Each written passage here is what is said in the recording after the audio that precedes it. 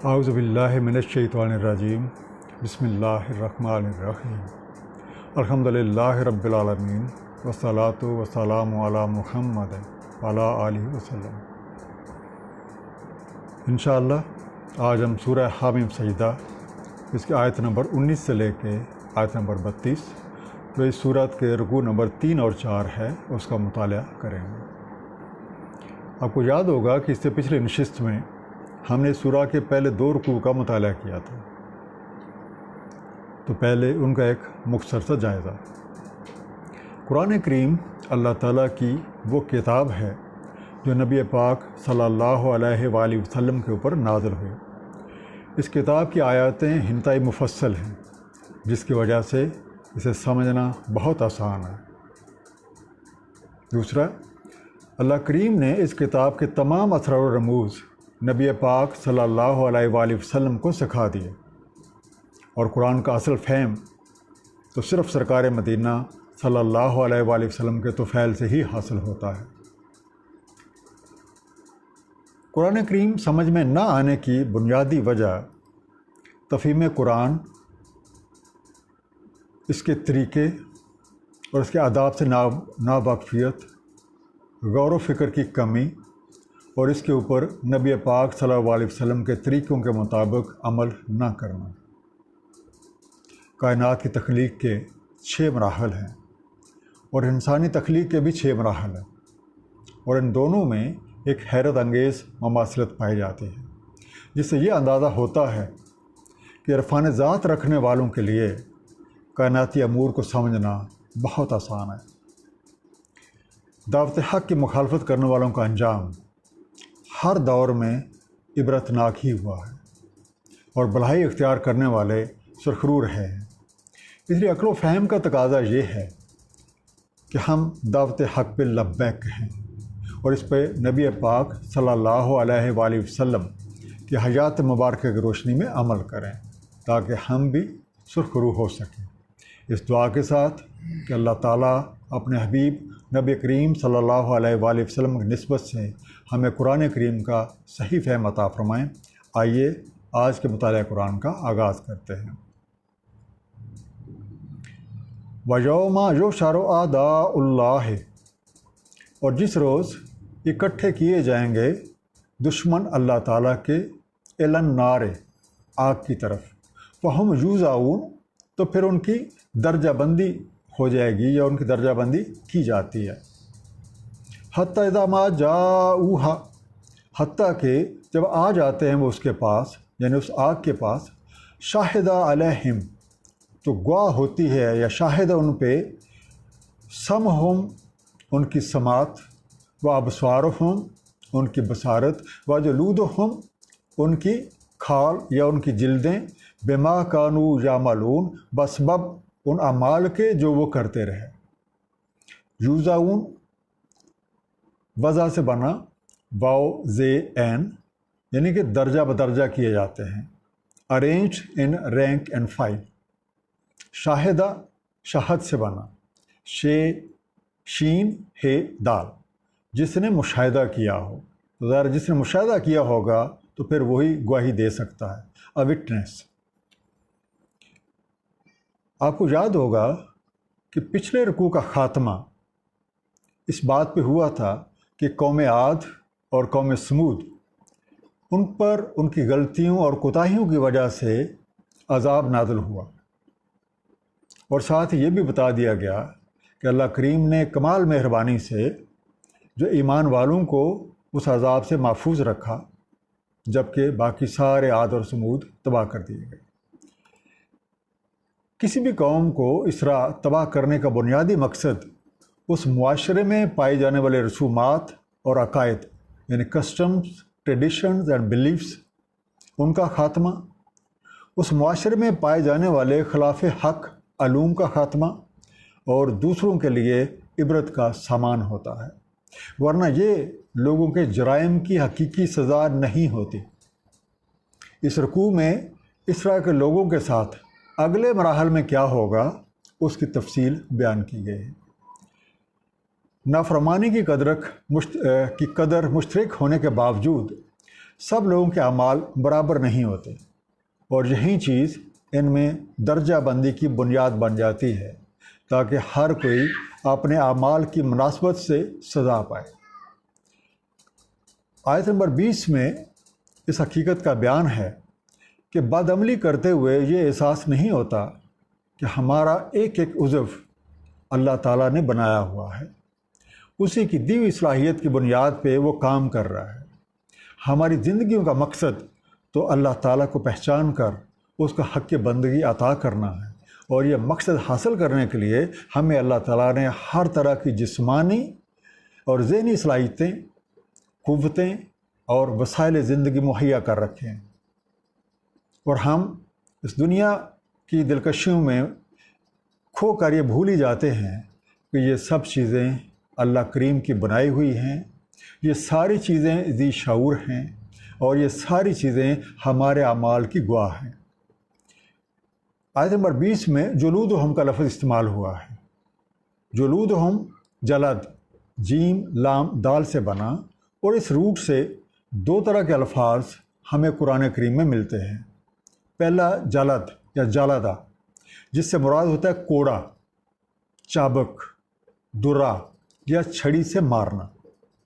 English میں آپ کہہ سکتے ہیں فلاگ اور وپ، جیسا کہ سورہ النور آیت نمبر 2 آیت نمبر 2 ہے، الزانیات والزانی فجلدوا کل واحد منہما مئات جلدہ، زانی عورت اور زانی مرد ہر ایک کو مارو 100 کوڑے۔ دوسرا لفظ اس روٹ سے جیم لام دال جلد سے بننے والا جلود ہے۔ جلود کا مفہوم کھال یا چمڑی، جسے عام طور پہ ہم سکن کہتے ہیں، وہ ہے۔ آپ نے مشاہدہ کیا ہوگا کہ ہمارے جسم میں ہڈیوں کی حیثیت کسی عمارت کے بیم اور کالمز کے سٹرکچر جیسی ہے۔ اندرونی حصے میں مختلف سسٹمز اپنی اپنی مخصوص جگہ پہ مصروف عمل ہیں، جبکہ ان ہڈیوں کے اوپر رگ اور پٹھے چڑھے ہوئے ہیں، اور ان رگ اور پٹھوں کے اوپر ایک کھال مونڈی ہوئی ہے، اور یہ کھال دراصل بے شمار سینسرز کے ساتھ لیس ہے، جس کی وجہ سے گرمی، سردی، تپش یا ٹھنڈک، جلن یا چبھن، یہ سارا احساس کھال کے ذریعے ہوتا ہے۔ کھال کے اوپر موجود بال گویا ایک طرح کے اینٹینے ہیں جو ارد گرد میں پائی جانے والی لہروں کو جلد میں، اور یہ جلد پھر ان کے متعلقہ سسٹم تک پہنچا دیتی ہے۔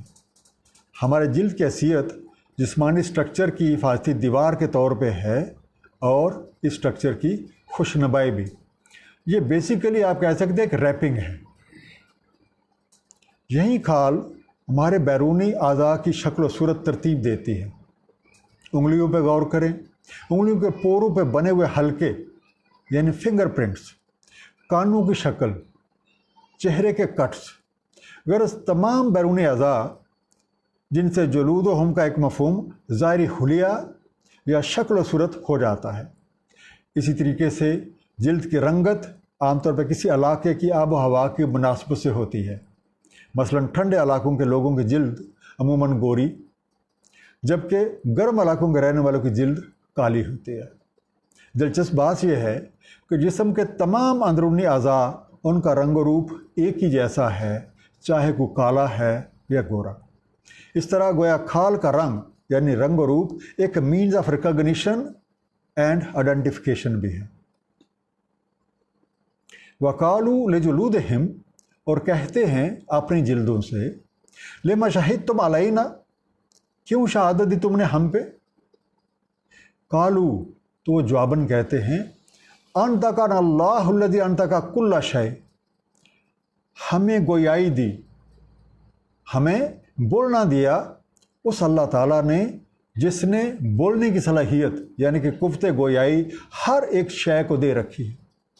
وَهُوَ خَلَقَكُمْ، اور وہی تو ہے جس نے خلق فرمایا ہے تمہیں، اول مرتن، پہلی بار، اول مرتن وَإِلَيْهِ تُرْجَعُونَ، اس نے تمہیں پہلی بار خلق کیا اور اسی کی طرف تم مراجعت کرتے ہو۔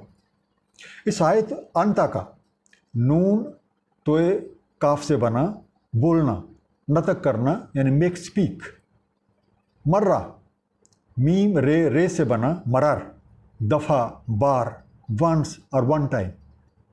اس آیت میں ہمیں اس بات کا علم ہوتا ہے کہ اللہ کریم نے ہر شے کو بولنے کی صلاحیت دے رکھی ہے۔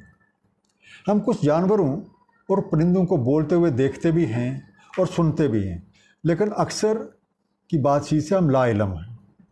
اس کی وجہ یہ ہے کہ ہمارے شعوری حواس کی جو رینج یا جو حد ہے وہ بہت محدود ہے، لیکن اگر ہمارے حواس کی رینج بڑھ جائے تو ہم ان کی آوازیں سن سکتے ہیں اور شاید ان سے بات چیت بھی کر سکتے ہیں۔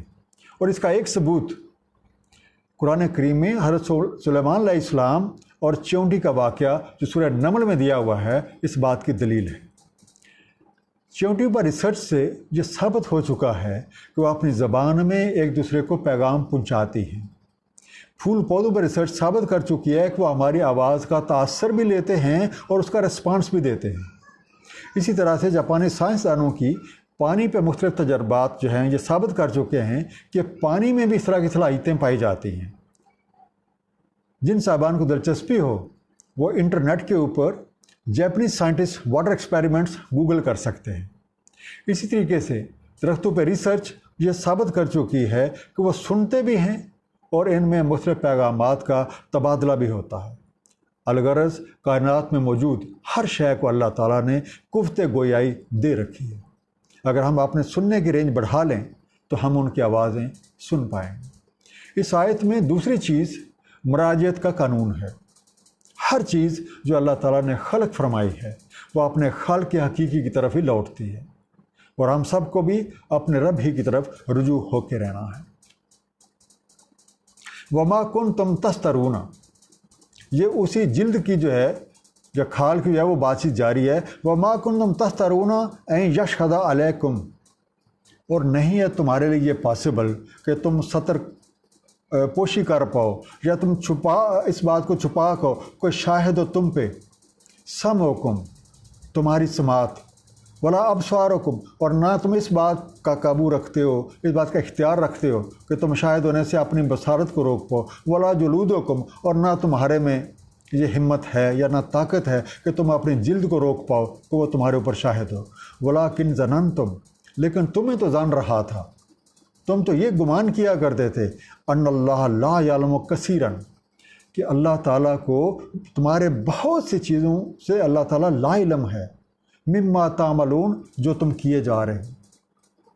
تسترون ستر سے بنا، سین تے رے پردہ پوشی کرنا، چھپانا، کور، ہائڈ، کنسیل اور ویل یور سیلف۔ اب کسی بھی انسان کے لیے یہ ممکن ہی نہیں ہے کہ وہ اپنے آپ سے چھپ کے کوئی بھی کام سر انجام دے سکے۔ لا محالہ اسے اپنے حواس اور اپنے اعضاء سے کام لینا پڑتا ہے، جو کہ ہر وقت اس کی ہر حرکت کا مشاہدہ کرتے ہیں۔ اس بات کا دوسرا پہلو یہ ہے کہ ہمارا سننا در حقیقت اللہ تعالیٰ کی صفت سمیع کی بدولت ہے۔ اس طرح ہمارا دیکھنا اللہ تعالیٰ کی صفت بصیر کی مرہون منت ہے۔ ہم اللہ تعالیٰ کی صفات کی وجہ سے سن سکتے ہیں یا دیکھ پاتے ہیں، تو کیا جس کی یہ صفات ہیں وہ نہیں سن پائے گا یا دیکھے گا؟ اللہ تعالیٰ ہر جگہ اور ہر وقت موجود ہے، اسے ہر بات کا علم ہے، ہر چیز اس کے علم میں ہے۔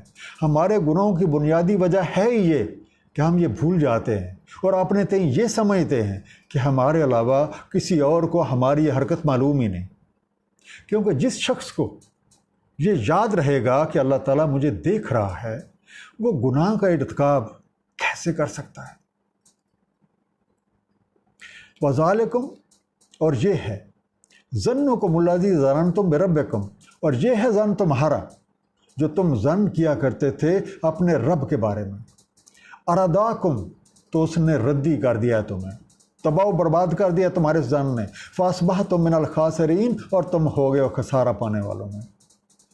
فَإِن يَصْبِرُوا، تو پھر اگر وہ صبر کریں، فَالنَّارُ مَثْوًى لَهُمْ، تو ٹکانا ہے ان کا آگ میں، یا آگ ہے ان کا ٹکانا۔ وَإِن يَسْتَعْتِبُوا، اور اگر وہ عذاب سے بچنا چاہیں، اگر وہ منانا چاہیں، اگر وہ ناراضگی دور کرنا چاہیں، فَمَا هُمْ مِنَ الْمُعْتَبِينَ، تو نہیں ہے کہ وہ عذاب سے بچے ہوئے میں سے ہو جائیں، یا وہ منانے والوں میں سے ہو جائیں، یا کس طریقے سے ان کی خلاصی ہو جائے۔ ظننتم، ظنن سے بنا، زوئے نون نون، تم نے خود قیاسی کی، تم نے خود ہی اندازے لگائے، تم نے خود ہی گمان کیا. You assumed, you made a guess. ارادابکم، ردی رے دال یہ، اس نے تمہیں برباد کر دیا، تباہ حال کر دیا، تمہیں ردی کر دیا. It ریومڈ you. المعتبین، عتب سے بنا، این تے بے، جسے عام طور پہ ہم لفظ عتاب کا بناتے ہوتے ہیں. المعتبین، ناراضگی دور کرنے والے، منا لینے والے، راضی کر لینے والے، معافی تلافی کر لینے والے. دوز الاؤڈ ٹو اپیز، یعنی ایسا زن رکھنے والوں کو کہ اللہ تعالیٰ ہمارے اعمال سے لا علم ہے، ناراضگی دور کرنے کا موقع ہی نہیں ملے گا. اگر وہ معافی تلافی کرنا بھی چاہیں گے تو معافی نہیں ملے گی، اور انہیں اپنے کیے ہوئے اعمال کی جزا یا اپنے کیے ہوئے کا بھگتنا پڑے گا. وَقَيَّضْنَا لَهُمْ قُرَنَاءَ، وَقَيَّضْنَا، اور ہم نے تعینات کر دیے ان پہ، قرناء، ہم نشین، انہی جیسے، انہی کے ساتھی. فَزَيَّنُوا لَهُمْ مَا بَيْنَ أَيْدِيهِمْ وَمَا خَلْفَهُمْ، تو مزین کر دکھایا انہوں نے جو کچھ ہے ان کے آگے اور جو کچھ ہے ان کے پیچھے. بلکہ ان کے کاموں کو ان کے ساتھی جو ہیں وہ مزین کر دکھاتے ہیں کہ بہت اچھے کر رہے ہیں. وَحَقَّ عَلَيْهِمُ الْقَوْلُ، تو پھر ثابت ہو گیا ان پہ قول، فی امم قد خلت من قبلہم من الجن والانس، اور ثابت ہو گیا ان پہ قول انہی امتوں میں سے جو گزر چکی ہیں ان سے قبل، جن و انس. جیسی حرکتیں یہ کر رہے ہیں ویسی حرکتیں انہوں نے کی تھیں. انہم کانوا خاسرین، بے شک وہ ہیں خسارے میں پڑے ہوئے. کجزنا، کاف یہ ذات سے بنا، مقرر کر دیے ہیں، لگا دیے ہیں. We have assigned, we have appointed الجن. اس کا روٹ ہے جیم نون نون، جنن، چھپا ہوا، ہڈن، اوور شیڈوڈ، کورڈ، اور ٹو بی ڈارک. اس روٹ سے بننے والے دیگر الفاظ میں اجنہ، جس سے مراد ہوتا ہے ایمبریوز، جو ماں کے پیٹ میں ایمبریوز بنتے ہیں، وہ بھی جنہ کہلاتا ہے، اس روٹ سے بنا ہے. جان، سرپینٹ، یا ایک سانپ. جنہ، جنت، ہم بڑے خوش ہوتے ہیں کہ جنت میں جانا ہے. جنت کا روٹ بھی جنن سے بنا، جیم نون نون سے، جس کا لٹرل میننگ ہوتا ہے باغات، گارڈنز. جنہ، ڈھال، یعنی شیلڈ، جیسے حدیث مبارکہ ہے الصوم جنہ، روزہ ڈھال ہے. شیلڈ جو جنگ میں استعمال ہوتی تھی کہ آپ کی دشمن کے وار سے بچایا، وہ لفظ بھی جنہ بھی اسی سے بنا. جنہ، اس کا مطلب ہوتا ہے ہیونگ میڈنس، کوئی جنون ہونا، اور اسی لفظ بنتا ہے مجنون، اے میڈ پرسن. اب جن کا لفظ جس طریقے سے ہم لوگ اپنی زبان میں لکھتے ہیں، صرف ایک دفعہ قرآن کریم میں آیا ہے، سورہ انعام کی آیت نمبر 76. اس آیت میں حضرت ابراہیم علیہ السلام کے مشاہدات کا ذکر ہے، اور آیت کا ترجمہ، پھر جب تاریکی چھا گئی آپ پہ رات کی تو دیکھا آپ نے ایک ستارہ، تو تاریکی چھا جانے کے لفظ جنہ استعمال ہوئے. تاریخی طور پہ اہل عرب ان تمام لوگوں کو جو صحرا کے باسی تھے اور ان کا شہری لوگوں کے ساتھ میل جول نہیں تھا، جن کہتے ہوتے تھے، کیونکہ اکثر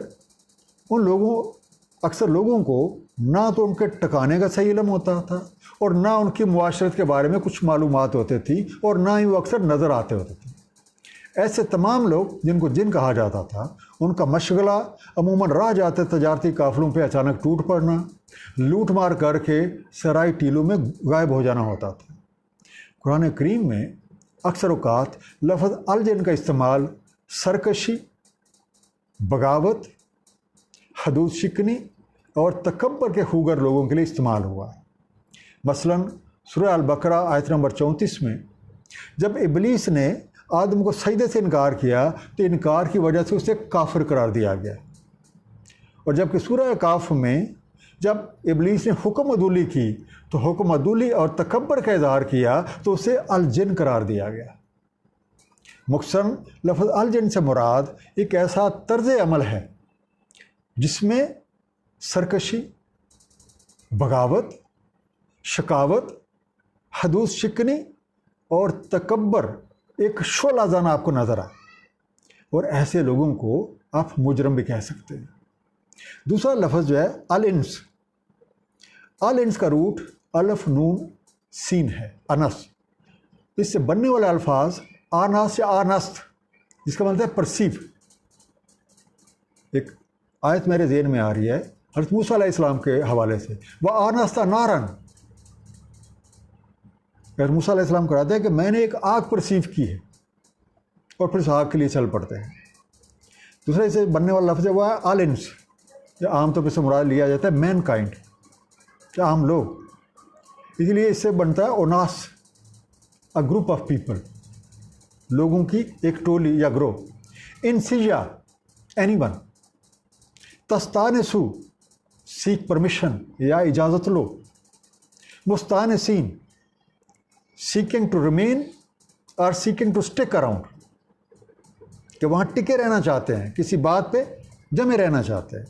آلنس کا لفظ قرآن کریم میں متعدد بار استعمال ہوا ہے، اور ان سارے آیات پہ غور کرنے سے معلوم ہوتا ہے کہ یہ عام طور پہ ان لوگوں کے لیے استعمال ہوا ہے جو اپنی ہی پرسیو کی ہوئی کسی نہ کسی چیز پہ، حالانکہ بے شک وہ غلط ہو، اس کے باوجود اسی کے اوپر ٹکے رہنے کے بہانے تلاش کرتے ہیں، اور اسی وجہ سے حق سے دور رہتے ہیں، تو ان کی حیثیت ایک ملزم کی سی ہے۔ وقال الذین کفروا، اور کہتے ہیں کافر، لا تسمعوا لہذا القرآن، مت سنو اس قرآن کو، والغوا فیہ، اور غوغا کرو اس میں، شور مچاؤ کہ کوئی اسے سن نہ سکے، لعلکم تغلبون، تاکہ تم غالب آ جاؤ، فلنذیقن الذین کفروا عذابا شدیدا، تو ہم ضرور مزہ چکھائیں گے کافروں کو ایک عذاب شدید کا، ولا نجزینہم، اور انہیں جزا دیں گے اسوا الذی، اسوا ایک بدترین، الذی کانوا یعملون، ان اعمال کی وجہ سے جو وہ کرتے ہیں، وہ جو کام کر رہے ہیں۔ الغو، لغو، لام غین واو سے بنا، لغویات کرو، شور مچاؤ، ٹو ڈراؤن دی ہیئرنگ، کہ کوئی اسے سن ہی نہ پائے، نان سینس اسپیچ۔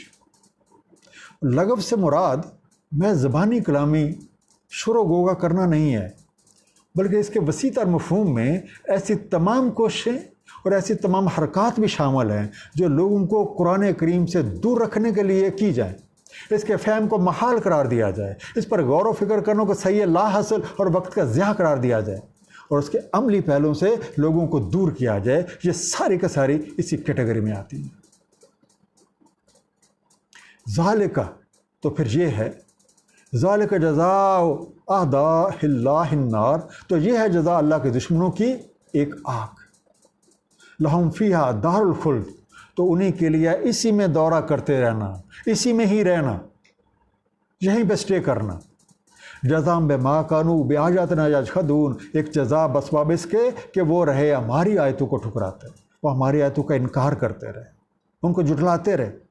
وقال الذین کفروا، اور بولے جو ہیں کافر، ربنا آرنا الذین، اے رب آج ہمیں دکھا دے، اضلنا من الجن والانس، جنہوں نے بٹکایا ہمیں، جنہوں نے راہ سے ہمیں چکا دیا، جنہوں نے راہ سے ہمیں پھسلا دیا، وہ جو جن و انس ہیں، آج آپ ہمیں وہ والے جن و انس دکھائیں جنہوں نے ہمیں راہ سے بٹکا دیا تھا۔ نجعلہما تحت اقدامنا، ہم ان دونوں پارٹیوں کو اپنے قدموں کے نیچے رکھ کے کچلیں، لیکون من الاسفلین، تاکہ وہ ہوں سب سے نیچے، وہ اسفل ہو جائیں۔ ادو سے بنا، این دال واو، عداوت رکھنے والے، دشمنی کرنے والے، یعنی اینیمیز آر ہیونگ اینیموسٹی۔